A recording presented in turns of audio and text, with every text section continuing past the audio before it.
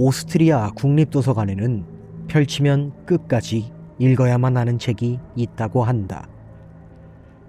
책 제목도 저자도 미상인 이 책은 사람들의 흥미에 따라 그 제목과 표지, 색들을 바꿔가며 이동한다고 하며, 이에 혹해 이 책을 펼쳐본다면 첫 페이지에 반드시 끝까지 정독할 것 이라는 문구가 새겨져 있다고 한다.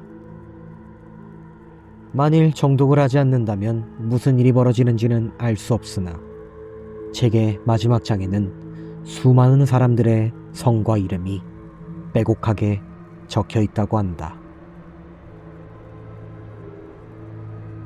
자신이 원하던 레코드판을 중고 직거래로 구입한 남자가 있었다. 그는 기분 좋게 집으로 와 레코드판을 들어봤지만 자신이 원하던 노래가 아닌 낮고 음침한 여자의 목소리로 어지러워 라 반복하는 음성이 나올 뿐이었다. 화가 난 남자는 레코드판을 구입한 사람에게 전화를 걸어 따졌지만 판매자는 차분하게 반대로 넣고 다시 켜보라고 했다. 남자가 레코드판을 뒤집어 다시 재생을 하니 자신이 원하던 노래가 정상적으로 흘러나오고 있었다.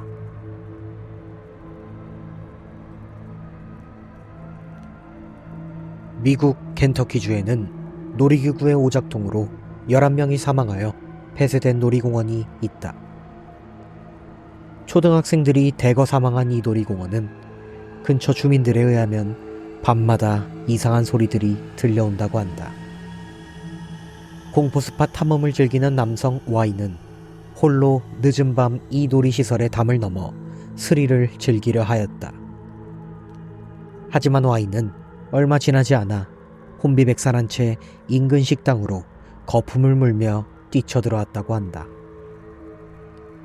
그의 말에 따르면 어느 순간부터 기괴한 비명소리가 들리기 시작하더니 온몸이 찢어진 채 놀이기구를 타고 소리를 지르는 아이들의 모습이 보였다고 한다. 아이들은 계속해서 그만 타고 싶어 라는 말을 반복하고 있었고 남자를 바라보며 도와달라 애원했다고 한다.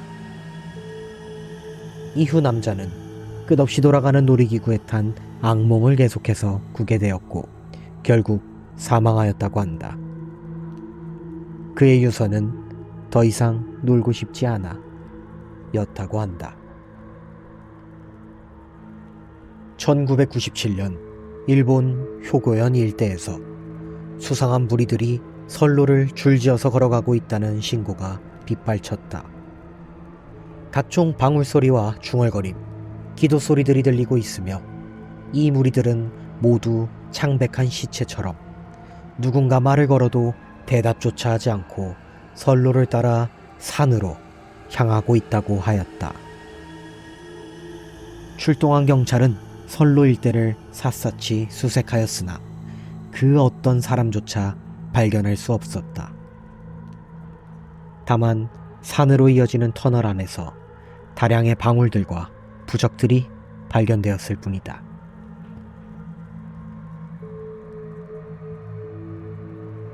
불후의 명곡을 만들어낸 음악가들에서는 한 가지 공통점을 발견할 수 있다. 두 손 달린 인간이라면 결코 연주할 수 없는 피아노 협주곡을 만들어내는 것. 희대의 작곡가들은 모두 이와 같은 불가능한 곡들을 창조하는 것에 집착하였고 당연하겠지만 이들 모두 이 곡들을 만드는 것에 실패하였다. 이들이 미완성한 곡들을 살펴보면 모두 최소한 18개의 손가락을 필요로 하는 곡이며 그 속도 역시 정상적인 연주로는 불가능할 만큼 빠른 속도를 요구하고 있다. 이들은 모두 본인들이 죽기 3년 전부터 이러한 작곡에 집착을 한 것으로 보였다고 전해진다. 과연 이들에게 이 곡은 어떤 의미가 있었을 것일까?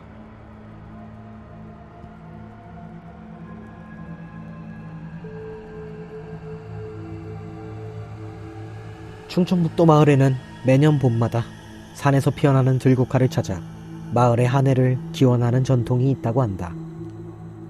들국화를 찾는 것은 오직 10살 미만의 어린아이이고, 아이들은 산을 뛰어다니며 들국화를 찾고, 찾은 들국화는 저녁에 성대하게 열리는 마을 잔치에서 이장과 마을 어른들에 의해 선별된다고 한다.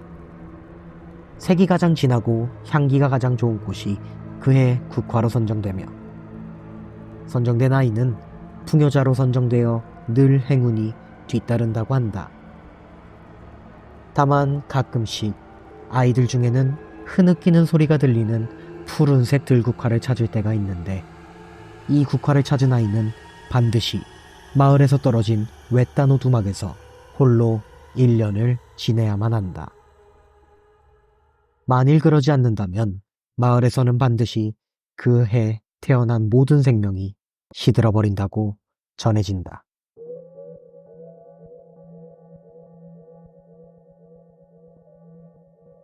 한국 강원도에는 목매다는 나무라는 괴기한 명소가 있다고 한다. 산책로 바로 옆 공터에 있다는 이 나무는 일반적인 목적으로 산을 방문한 이들에게는 보이지 않으나, 죽기를 결심한 이들은 저절로 이 나무 앞에 서게 된다고 한다. 시체는 언제나 산책로 근처에 있는 나무들 중 하나에 목을 매달고 있는 모습으로 발견되고, 기괴하게도 사인은 모두 제각각이라고 한다. 겨울 인적이 드문 바다에서는 가끔 알 수 없는 잡음이 들려온다고 한다. 마치 고래의 울음소리 같은 이 소리는 오후 2시부터 4시 사이에 들을 수 있다. 낚시꾼들은 이 소리가 물고기 떼가 몰려와 들리는 소리라 믿고 일부러 이 소리를 찾아다니기도 한다. 신기하게도 이 소리를 들은 사람은 모두 그날 밤 목에서 아가미가 자라는 꿈을 꾸게 된다고 한다. 과거 시골 마을에는 김치를 보관하거나 된장, 고추장 등의 장류를 담아놓는 작은 동굴들을 이용하였다. 종종 이런 동굴에서는 짐승의 살이 썩는 듯한 냄새가 풍길 때가 있다고 하는데, 이날은 동굴에 들어가는 것이 금기시된다고 한다. 주민들에 따르면 그날은 동굴의 주민이 머무는 날이기에 동굴에는 들어갈 수 없다고 한다. 동굴의 주민이 장들과 김치의 맛을 더 좋게 해준다고 믿기에 주민들은 동굴의 주민과 아주 오래전부터 이러한 약속을 하였다고 한다.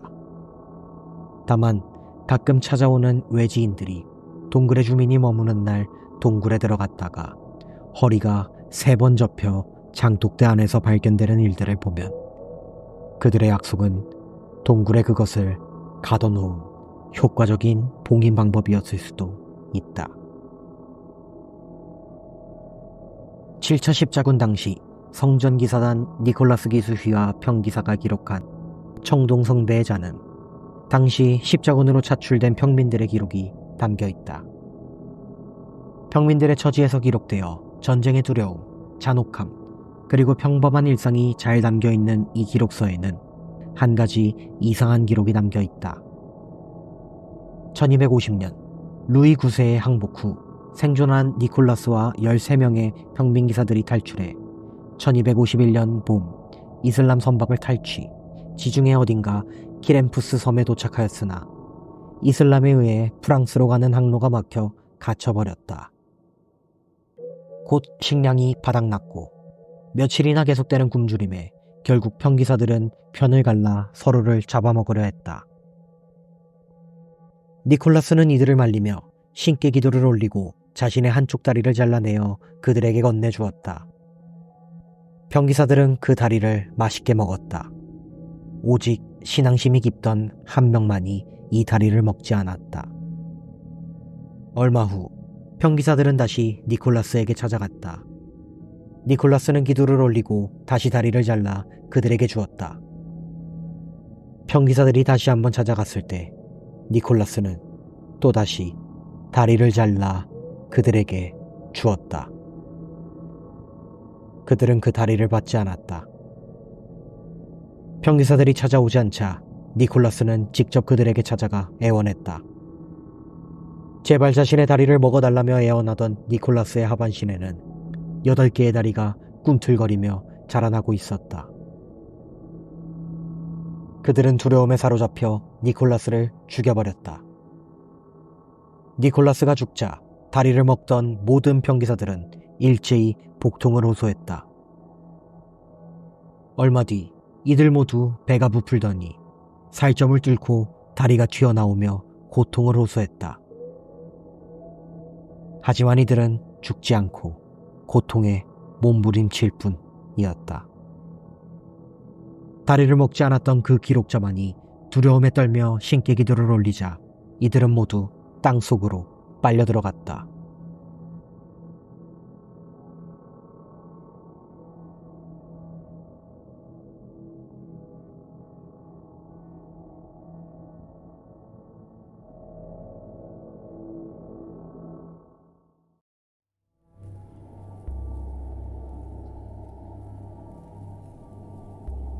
늦은 밤이나 새벽, 낡은 건물들이나 골목길을 지날 때 어디선가 시선이 느껴질 때가 있다.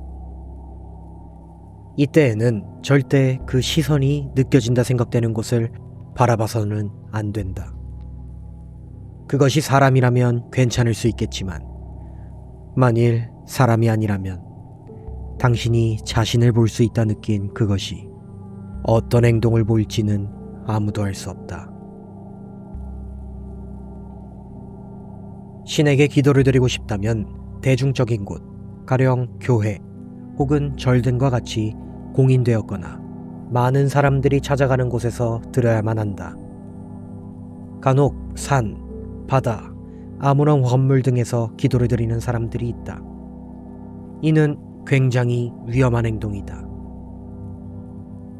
본인이 기도를 드리고 있는 신이 정해져 있다 하더라도 그 기도를 받고 있는 것이 무엇인지는 확신할 수 없다.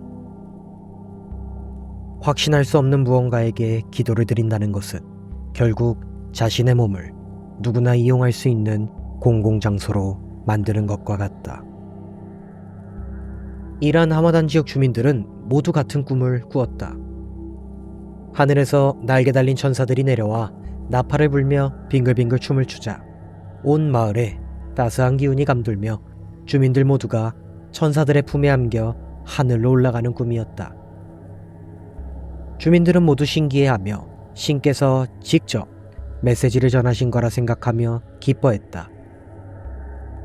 다음날 새벽, 마을에는 거대한 미사일들이 쏟아졌고 꿈을 꿨다고 했던 주민들은 모두 불타 죽어버렸다. 1991년 동물학자 스피트는 아마존과 아프리카 등 정글과 초원지대에서 도마뱀을 연구하고 있었다. 평소와 같이 다양한 종의 도마뱀을 포획해 연구하던 중 실수로 도마뱀의 꼬리를 잘라버리고 말았다.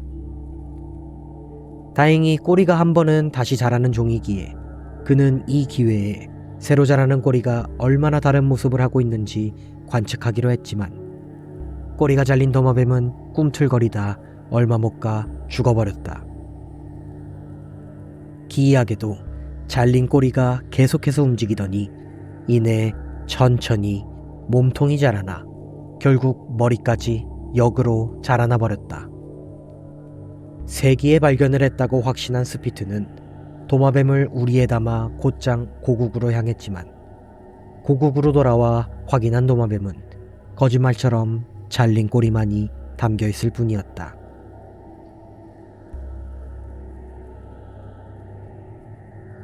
시골 혹은 자연으로 떠나는 여행을 즐기는 사람이라면 반드시 그곳에 대한 예의를 지켜야만 한다. 특히 과거부터 특정한 믿음 혹은 신을 통해 번성을 누린 곳이나 주기적으로 기도를 올리는 곳에서는 더욱 그러하다. 기도를 드린다는 것은 그것이 무엇이 되었든지 많은 이들에게 믿음을 받고 있는 존재이며 믿음을 받고 있는 것은 어떠한 방식으로든 형체를 가지고 있는 것이다. 그것이 선한지 악한지는 결코 알 수 없으며 대부분은 그저 인간 자체를 유흥거리 정도로 취급하는 존재이다. 강원도와 충청도, 경상도가 맞닿아 있는 구간에는 이름이 없는 산이 하나 있다. 특정 지역을 디귿자 모양으로 감싸고 있는 이 산은 주민들에게는 사라지는 산으로 알려지고 있다. 입구도 출구도 없이 오직 울창한 소나무들과 고요함이 가득한 이 산에는 그 어떤 동물이나 소리조차 들리지 않는다고 한다. 그렇기에 귀신이 사는 산 혹은 신이 떠난 산 등으로 알려져 있기도 하다.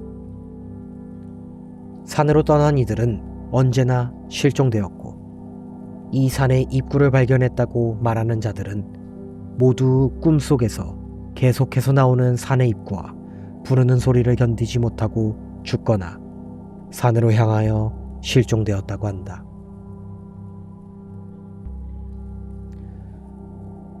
독일 1920년대 개통된 슈바르츠코역은 1961년 유럽역으로 전락하였다. 지하철의 잦은 멈춤 현상, 베를린 장벽으로 인한 승객 감소 및 노선 폐쇄 등으로 더 이상 지하철이 다니지 않게 되었지만 역은 여전히 이동을 위한 터널 혹은 도보 정도로 계속 사람들에 의해 이용되었다. 허나 밤늦게 지하철역을 지나는 사람들은 폐쇄된 역 안에서 종종 흐느끼는 울음소리, 벽 속에서 들려오는 속삭이는 소리를 들었다고 증언하였고 당시 경찰들은 철저하게 역 안을 조사했으나 범죄로 인해 살해당한 몇 구의 시신만을 찾아냈을 뿐 그 어떤 이상현상도 발견하지 못했다. 소문이 퍼지자 당국에서는 직접 정보요원들을 투입해 조사를 실시하였고 공식적인 결론은 오래된 터널 속에서 흔히 발생하는 균열음과 사람들의 소문이 만들어낸 현상일 뿐 그 어떤 특이사항 없음이었다.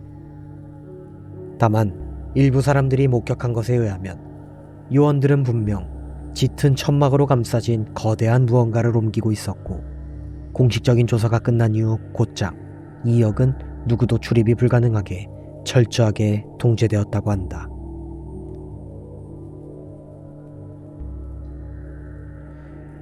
(1957년) 시베리아 횡단철도 예니세이호는 승객 320명을 태우고 시베리아 앙가라강 근처를 지나는 도중 갑작스러운 굉음과 함께 멈춰서게 된다. 불과 며칠 전 정기점검까지 맞춘 열차기에 기관사는 의아했으나 앙가라강 근처는 지대가 매우 험하고 추운 곳이기에 서둘러 부기관사와 함께 엔진 점검을 시작하였다. 엔진을 살펴보기 위해 엔진칸을 열자 틈 사이로 마치 온천처럼 뜨겁고 찐득한 물들이 쏟아져 나왔다. 당황한 기관사는 서둘러 엔진을 살펴보았더니 이미 엔진은 물에 흠뻑 젖어 고장나 있었고 엔진실에 상주하고 있던 정비공도 보이지 않았다. 기관사는 부기관사에게 서둘러 승객들에게 현 상황 안내를 실시하라 말했으나 얼마 뒤 부기관사는 파랗게 질린 모습으로 열차에서 모든 승객이 사라졌다는 소리를 기관사에게 전달했다. 헛소리라 생각한 기관사는 모든 열차를 직접 뒤져보았지만 정말로 승객들의 모습은 전혀 찾아볼 수 없었다. 대신 승객이 있어야 할 자리에는 각각 한 장의 편지, 총 320개의 편지가 놓여 있었다. 기관사와 부기관사는 급히 관제소로 연락을 취했고 이들은 곧 구조대에 의해 구조될 수 있었다. 그리고 이들은 체포되게 된다. 죄명은 하이제킹. 기관사는 억울해하며 자신들이 겪은 일을 설명하였으나 매표소에서 일하던 직원의 증언에 따르면 그날 320장의 열차표가 판매된 기록은 남아있지만 본인은 표를 판매한 적이 없으며 이 표를 구매한 사람들 역시 기억하지 못한다고 말하였고 명백하게 정비소에서 이들이 열차를 움직이는 모습을 본 정비공들의 증언에 따라 경찰 관계자들은 예니세이호는 그날 새벽 정비를 위해 정비소에 있었으며 이들이 무단으로 침입해 열차를 탈취했다는 최종 조사 결과가 발표되었다. 기관사가 봤다는 편지들 역시 찾아볼 수 없었으며 엔진 역시 아무런 이상 없이 정상적으로 작동하고 있었다고 한다. 대체 기관사는 무엇을 태우고 그곳으로 향한 것인가? 1970년대 강원도 평창, 젊은 남녀 7명이 계곡으로 여행을 떠났다. 그러나 며칠 후 그들 중 6명은 처참하게 죽어 발견되었다. 기절 상태로 발견된 여성 1명에게는 심각한 불안 증세와 PTSD가 나타났고 끊임없이 자신의 오른쪽 눈을 파내야 한다 중얼거렸다고 한다. 오랜 시간 동안 그녀와 대화를 나눈 의사에 따르면 계곡으로 들어간 순간부터 짙은 안개가 끼기 시작했고 걸어왔던 오솔길 역시 어느 순간 나무들로 가득해 돌아올 수 없었다고 한다. 여성의 주장으로는 본인들이 숲속을 헤매는 동안 일행이 한 명 한 명 기괴한 죽음을 당했다고 한다. 거대한 나무의 그림자에 짓밟히며 납작하게 펴져 죽은 1명. 안개 속에서 기괴한 울음소리와 함께 낚아채어 사라진 1명. 벼랑간 땅 속에서 솟아오르는 검은 안개에 타올라 죽은 1명. 물에 비친 자신의 모습에 목이 졸려 죽은 1명. 알 수 없는 문자들이 새겨진 암석에 끼어 압사한 1명. 그리고 마지막 1명은 어디론가 사라졌다고 한다. 그녀는 홀로 필사적으로 계곡을 벗어나기 위해 노력하였으나 어느 순간부터 자신의 오른쪽 눈이 저절로 움직이며 자신의 죽음을 보여줬다고 한다. 그 후 병원에서 깨어났지만 여전히 자신의 죽음이 보인다고 말한다. 의사는 여성을 정신병원으로 보냈지만 얼마 뒤 여성은 사망하였다. 그녀의 일기에는 유서와 비슷한 일기가 기록되어 있었고 그녀의 마지막 일기의 일부 내용은 오른쪽 눈이 뒤집혔다. 예견된 끝이 이미 내 몸속을 휘젓고 있다. 계곡이 나를 부른다. 친구들이 나를 부른다. 기다려줘서 고마워. 였다고 한다.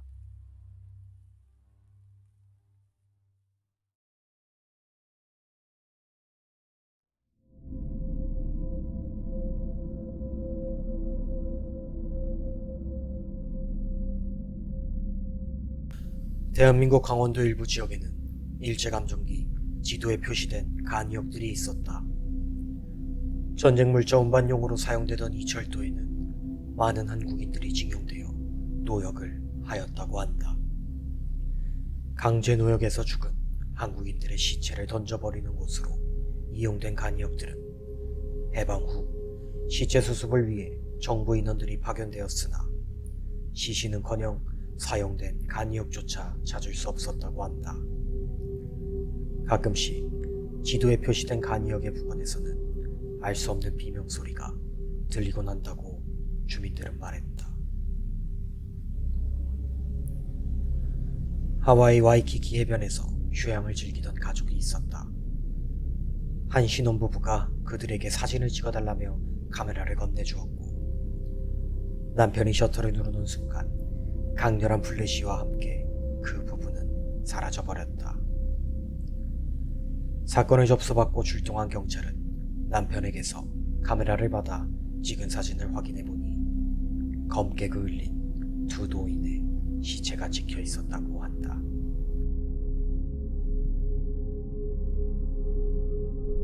(1864년) 인도 나그푸르의 한 과부는 머리는 소이고 몸은 인간인 생명체를 낳았었다. 마을 주민들은 신이 강림했다며 매우 기뻐했다. 며칠 후 그 생명체의 배가 부풀더니 이내 몇 시간 뒤 이번엔 머리가 인간이고 몸은 소인 생명체가 탄생했다. 그 생명체는 사람들에게 인간이 신을 창조했다 는 말을 남긴 채 내장을 토해내고 그 자리에서 죽어버렸다고 한다. 일본 제2현의 한 마을에는 하얀 눈의 검은 고양이가 산다고 한다. 이 고양이는 보통 사당이 모셔져 있는 산 깊숙한 곳에 살고 있지만 가끔 고양이가 민가로 찾아오는 일이 있다고 하는데, 이 고양이가 방문한 집 사람들은 반드시 1년 내로 사당 근처에서 시체로 발견된다고 한다. 딱 한 번 9살 K군이 경찰에게 발견되어 구조된 적이 있었으나 신님이 화낼 거야 난 말을 남기고 눈이 뒤집히며 죽어버렸다. 강원도 K군의 한 노인은 밭일을 하던 중 인기척을 느끼고 뒤를 돌아보았다. 멀리 떨어져 있는 허수아비 뒤쪽으로 무언가 빼꼼 하고 튀어나와 있는 것이 보여 자세히 살펴보니 사람 머리 같은 것이 노인을 응시하고 있었다. 화들짝 놀란 노인은 집으로 달려가 문을 걸어 잠그고 아들에게 이 사실을 말했으나 아들은 믿지 않았다. 이윽고 방에 있던 노인은 내가 가져가지 않았어 라며 비명을 지르더니 아들이 들어서자 이미 심장마비로 죽어 있었다.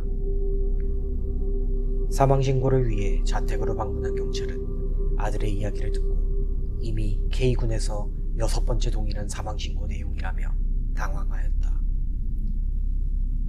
6명의 노인은 대체 무엇을 본 것일까? 두 눈을 깜빡이지 않은 채 계속해서 거울을 바라보면 얼굴의 왼쪽 부분부터 서서히 변해 이윽고 다음 생에 자신의 얼굴을 볼 수 있다고 한다. 여자가 보인 사람부터 늙은 노인의 모습을 본 사람까지 다양했지만 한 남성만은 파충류의 피부를 가진 뱀의 머리로 변한 자신을 보았다고 했다. 이 남성이 본 미래에서 인류는 무엇으로 변해 있는 것일까? 영국 테이트 브리튼에 파먹혔던 것이라는 미술품이 전시된 적이 있었다. 죽은 노인은 마치 몸 안쪽부터 무언가에 파먹힌 듯 수척하고 초췌했고 두 눈은 애원하듯 작품을 보는 관람객들을 바라보고 있었다. 작품 전시 후 얼마 뒤 이 미술관을 방문한 피셔게이트 초등학교의 한 초등학생이 실종되는 일이 발생하였고 미술관을 포함해 영국 어디에서도 이 아이를 찾아낼 수 없었다. 몇 년 뒤 영국 소더비스 경매장에 이 작품이 다시 나타났을 때 작품은 노인에서 실종된 아이의 모습으로 변해 있었다. 작품 이름은 파먹히는 것이었다. 강원도 쥐군 계곡에는 제일 높은 바위에서 뛰어들지 말 것이라는 규칙이 있다. 과거 물놀이를 즐기던 중학생 K군은 친구들에게 자신의 담력을 보여주고 싶어 제일 높은 바위에서 다이빙을 하였다. 엄청난 기포와 함께 K군은 계곡으로 빨려 들어갔고 다시는 물 밖으로 나오지 않았다. 며칠 후 K군의 시체는 인근 도로에서 발견되었다. 이상한 점은 K군의 사인은 익사가 아닌 급격한 영양실조로 인한 아사였다는 점이다. 슬로바키아 트르나바주 마녀의 집이라 불리는 작은 아파트가 있다. 이 5층짜리 건물은 평소에는 평범하게 계단으로 모든 층을 갈 수 있지만 가끔 아무리 계단을 오르고 내려도 4층이 나오지 않는다고 한다. 소문에 따르면 이 건물 4층에는 흑마법에 심취한 종교 집단이 집회 장소로 사용하던 방이 있었고 일종의 의식을 거쳐 4층 전체가 다른 세상을 잇는 도개교의 역할을 하게 만들었다고 한다. 1902년 이탈리아에서 퇴근 후 돌아온 제이는 오늘 하루는 어땠어? 라는 질문에 매일매일이 비슷하다 간단히 대답 후 냉장고로 향했다. 우유를 꺼내 마시던 제이는 문득 본인은 혼자 살고 있다는 사실을 깨달았고 황급히 목소리가 들린 안방으로 뛰어갔지만 그곳에는 아무도 없었다고 한다. 마음에 걸리는 사실은 방금까지 누가 누워 있었는 듯 베개가 사람 머리 모양만큼 움푹 파여 있었다고 한다.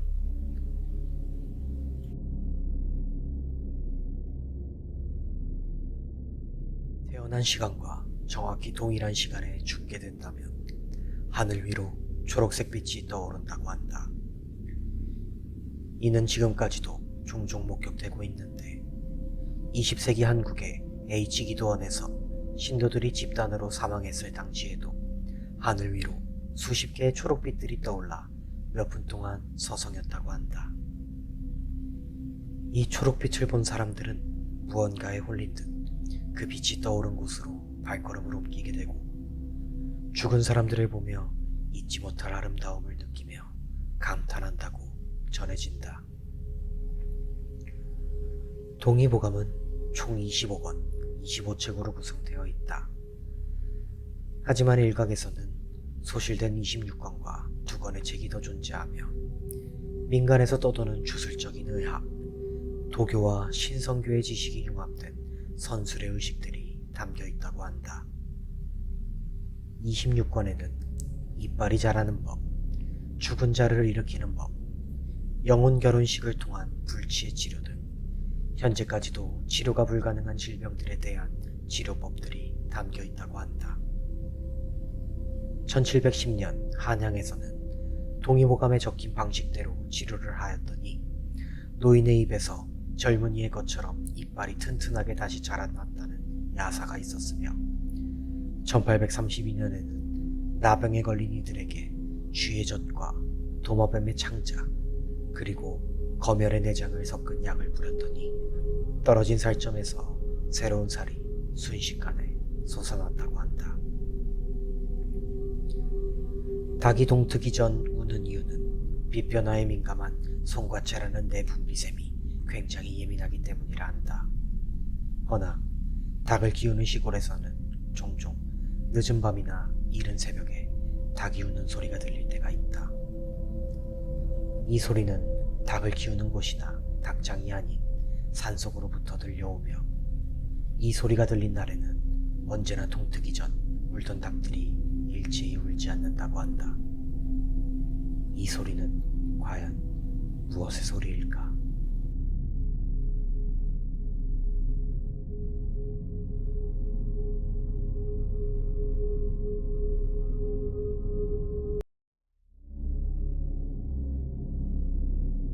페루 아마존강 인근 부둣가를 따라 낡은 목각 인형들이 걸려있는 작은 마을이 있다. 1892년 스페인 출신 엘리아스는 탐험 중 이 마을을 발견하였고 30명 정도 되는 주민들이 살고 있었던 마을은 외지인에 대한 경계심 없이 엘리아스 일행을 환영하였다. 마을의 예언가이자 촌장이었던 뚜랏은 이들에게 마을의 역사와 자신들의 생활 방식에 대해 자세히 말해주었고 특히 마을에서 조금 떨어진 습지에 대한 이야기를 상세하게 말해주었다. 예부터 습지에는 신이 깃들어 있다 믿고 있던 이들은 자신들의 사냥감이나 자신들이 만든 목재 장난감 등을 공양했다고 하며 이러한 공양이 그들에게 풍요와 번영 그리고 생존을 가져다 준다고 믿고 있었다. 목각 인형들은 습지에서 빠져나오는 신의 기운을 눌러주는 역할을 하며 목각 인형을 만들면서 인형 안쪽에는 부정하다 생각되어지는 것들의 일부를 담아 제작한다고 말했다. 엘리아스는 이 마을을 기록하고 더 깊은 곳으로의 탐험을 위해 작별을 고했고 마을 주민들은 탐험가들에게 자신들이 만든 목각 인형을 선물로 건넸다. 탐험가 일행은 이후 실종되었다. 이들의 기록이 담긴 일지는 2002년 아마존 개발을 위해 이 지역을 방문한 인부들에게 발견되었고 습지 옆 백골 근처에서 일지와 함께 목각 인형들이 떨어져 있었다고 한다.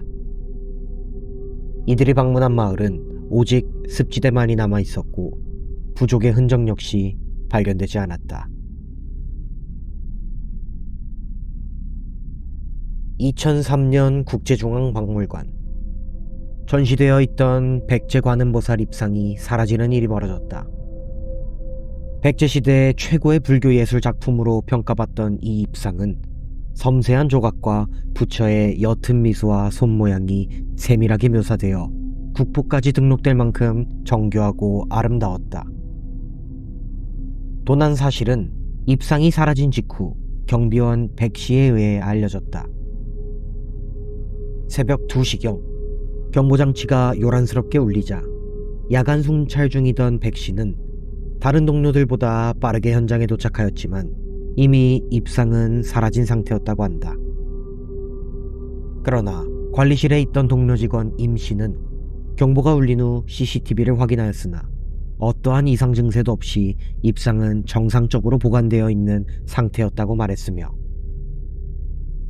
경찰은 CCTV 자료를 요청하였으나 임씨가 보았다던 영상은 그 시간의 녹화분만 사라져 있는 상태였다고 한다.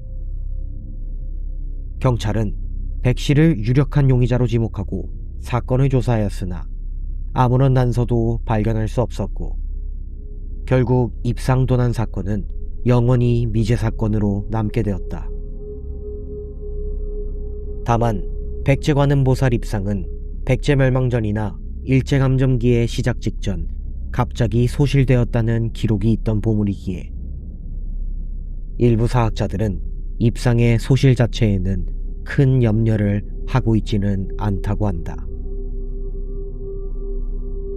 네덜란드 히트홀은 한 건물에는 마치 녹음된 것처럼 섬뜩한 비명이 반복해서 울려 퍼진다고 한다. 주민들은 옛날 부드리거라는 종교 집단이 이 건물에서 거주하였고, 이들은 언제나 무언가에 대한 기도와 의식을 진행했다고 한다. 가끔 그들은 꿈틀거리는 커다란 포대를 건물로 옮겼으며, 당일에는 항상 건물에서 심한 악취가 흘러나왔다고 한다. 지역경찰은 물론 지역 주민들도 새어나오는 비명의 원인을 찾아내기 위해 건물을 샅샅이 수색하였지만, 건물로 들어서면 거짓말처럼 멈추는 비명으로 인하여 난감하고 해결이 불가능한 상황이라고 말한다. 건물로 많은 불편함을 받고 있는 인근 주민들은 건물의 철거를 강력히 요구하고 시위까지 하였지만, 정부는 이들에게 많은 보상금과 다양한 요구 조건을 들어주기만 할 뿐 철거 자체는 불가능하다는 입장을 고수하고 있다. 다름 아니라 이 건물의 소유권이 네덜란드 왕실에 있기 때문이다. 무슨 이유에서인지 왕실은 이 건물의 철거와 관련한 모든 사안들을 철저하게 무시하고 거부하고 있으며, 1992년 이후에는 주변 부지를 더 사들여 거대한 담벼락을 지어 철저하게 건물을 보호하고 있다고 한다. 왕실의 조치로 인근 주민들에게 비명이 들리는 일은 발생하지 않지만, 건물로 커다란 포대를 옮기는 사람들을 목격했다는 사람들의 목격담이 다시 발생하고 있다고 한다.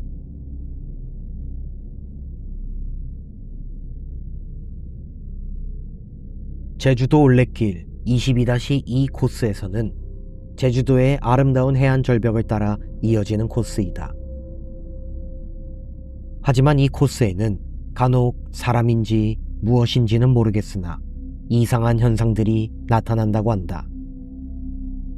귓가에서 속삭이듯 들려오는 낯선 여성의 목소리와 절벽에 부딪히는 파도 소리 사이로 새어나오는 거센 비명이 들려온다고 한다. 벌거벗은 채 절벽 가장자리에서 쭈그려 앉아 지나가는 방문객들을 지켜보고 있는 노인의 모습도 종종 목격된다고 한다. 이러한 목격담과 소문들 이후 22-2 코스는 반드시 2명 이상의 동행이 있어야만 코스 이용을 허용하고 있으며, 해안 절벽은 출입이 제한되었다. 1999년 미국 라스베이거스 델라노 호텔을 방문한 일가족이 살해 및 실종되었다. 두 딸을 데리고 이곳을 방문한 존스 일행은 체크인 후 짐을 풀고 점심 식사를 위해 엘리베이터로 이동하던 중 엘리베이터 안에서 딸 한 명을 제외한 일가족이 싸늘한 시체로 1층 로비에 도착하였다. 엘리베이터 문이 열린 직후 배에는 마치 동물의 발톱으로 긁힌 듯 깊은 자생이 생긴 채 다른 손님에 의해 발견되었지만 16세였던 장녀의 모습은 찾아볼 수 없었다. 경찰은 사라진 장녀를 가장 유력한 살인 용의자로 두고 수사를 진행하였으나 결국 장녀를 찾지 못하고 일가족 살해 사건은 영구미제 사건으로 남게 되었다. 이 사건의 의문인 점들은 부검 결과 살해당한 가족들의 사이는 과다출혈이 아닌 외부의 갑작스러운 충격으로 인한 심장마비였다는 점, 호텔 직원 누구도 장녀의 얼굴을 기억하지 못하는 점, 그들의 짐 속에서 발견한 낡은 트럼프 카드 뭉치에서 수백 명의 DNA가 검출된 점, 그들의 비행기표가 왕복이 아닌 편도였다는 점 등이다. 거울 판매점 판매원 A씨는 언제부턴가 진열된 거울들 속에서 있을 리 없는 사람들의 모습이 보이기 시작했다. 이리 오라는 듯 손짓하는 모습부터 시작해 흐느끼는 녀석, 화가 난 남성, 그리고 사람이 아닌 것의 울음소리까지 다양한 것들이 거울 속에서 나타났다. 결정적으로 A씨가 퇴사를 결심한 이유는 본인을 비춘 거울이 입이 찢어져라 웃으며 자신에게 악수를 청했기 때문이다. 이른 아침 출근을 하던 장 씨는 아파트 현관에서 기지개를 피다 믿지 못할 일을 겪고 주저앉았다. 아파트 모든 베란다에서 무수히 많은 얼굴들이 자신을 노려보고 있었던 것. 그는 공포에 질려 자신의 집으로 뛰쳐들어갔고 그의 아내는 무슨 일이냐며 식은땀을 흘리는 그에게 물었다. 그는 방금 자신이 본 일을 아내에게 말해주려는 찰나 자신의 베란다에서 자신을 노려보고 있는 수많은 얼굴과 눈이 마주치고 말았다. 15세기 후반 포르투갈에는 심기만 하면 순식간에 자란다는 신비한 흙을 파는 상인이 있었다. 콩이든 토마토든 심기만 하면 관리를 하지 않아도 쑥쑥 자라난다는 것이었다. 사람들은 그의 말을 믿지 않았지만 그는 직접 감자를 심어 2시간도 안 되어 자라나는 모습을 보여주었다. 사람들은 놀라워하며 너도 나도 흙을 사갔고 온갖 작물들을 흙에 넣어 심었다. 하지만 흙에서는 아무것도 자라지 않았다. 속았다고 생각한 사람들은 그 상인을 다시 찾아갔지만 상인은 없었고 성난 사람들은 이곳저곳을 닥치는 대로 상인을 찾았으나 결국 찾지 못하고 집으로 돌아갔다. 다음 날 흙을 샀던 사람들이 무더기로 사라졌다. 사람들 대신 있었던 것은 흙에서 자라고 있는 아이의 머리처럼 둥근 감자들이었다.